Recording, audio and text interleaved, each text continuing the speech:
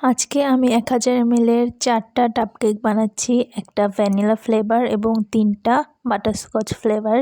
4টা কেক এবং সাথে আরও 2টা ড্রিম কেক। আমি এগুলো সিরাজগঞ্জ নিয়ে যাব, মানে যশোর থেকে সিরাজগঞ্জ অনেক দূরে যাবে, সেই জন্য আমি আগের দিনই সবগুলো রেডি করে রাখছি যেন ফ্রিজে রাখলে ভালোভাবে সেট হয়। এবং আমি যেহেতু এসি ট্রেনে যাব সেহেতু এই কেকগুলো একদম ভালো থাকবে, নষ্ট হবে না। তো এখানে আমি একটা ভিডিওতেই 4টা কেক দেখানোর ট্রাই করছি আপনাদের। আমরা 30 মিনিট, 40 মিনিট বা 1 ঘন্টা, কিংবা যেগুলো বড় কেক থাকে সেগুলো কখনো কখনো 2 ঘন্টাও লেগে যায় ডেকোরেশন করতে, কিন্তু আমরা সেগুলো আপনাদের সামনে 3 থেকে 4 মিনিট বা 5 মিনিটের মধ্যে প্রেজেন্ট করার চেষ্টা করি।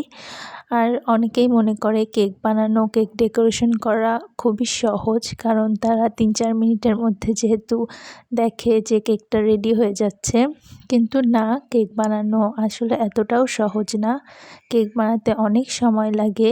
কেক বানিয়ে সেটা ঠান্ডা করে, ক্রাম কোট করে, ফ্রিজিং করে, আবার ডেকোরেশন করতে সব মিলিয়ে অনেক সময় লেগে যায়।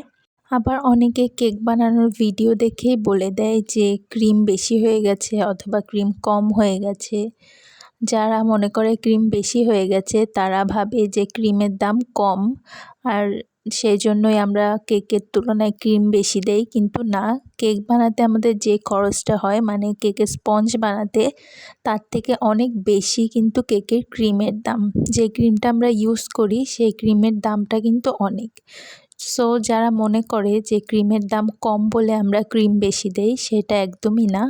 ক্রিম আমরা যতটুকু দরকার ততটুকুই দেই, না বেশি দেই না কম দেই। যারা হোম বেকার আছে তারা এই ব্যাপারটা বোঝে। তারা সবাই হয়তো কখনো না কখনো এই কথাটা ফেস করে যে ক্রিম বেশি দেই আমরা।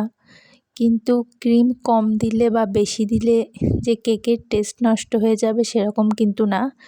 কেকের স্পঞ্জটা যতটা টেস্টি, ক্রিমও কিন্তু অনেক মজাদার। যাই হোক, এখানে আমি যে কেকগুলো বানাচ্ছি এই 3টা কেকই বাটারস্কচ কেক।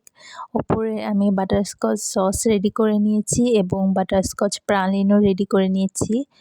আমার বানাতে বানাতে অভ্যস্ত হয়ে গেছে, এজন্য আমার খুব বেশি মেজারমেন্ট কাপের প্রয়োজন হয় না, আমি হাতের আন্দাজেই দিয়ে দিতে পারি। আপনারা কেউ যদি আমার কাছে কেকের অর্ডার করতে চান তাহলে আমার ফেসবুক পেজ কেক অ্যান্ড ক্রিমে অর্ডার করতে পারেন। আমি থিম কেক সহ যে কোনো ধরনের কেকের অর্ডার নিয়ে থাকি। আমি অল ওভার খুলনা ডিভিশনে কেক ডেলিভারি করি। আর আপনারা যদি একবার টেস্ট করেন তাহলে বুঝতে পারবেন আমার কেকটা কতটা টেস্টি হয়। আপনারা সবাই কমেন্ট করে জানাবেন আমার এই কেকগুলো কেমন হয়েছে।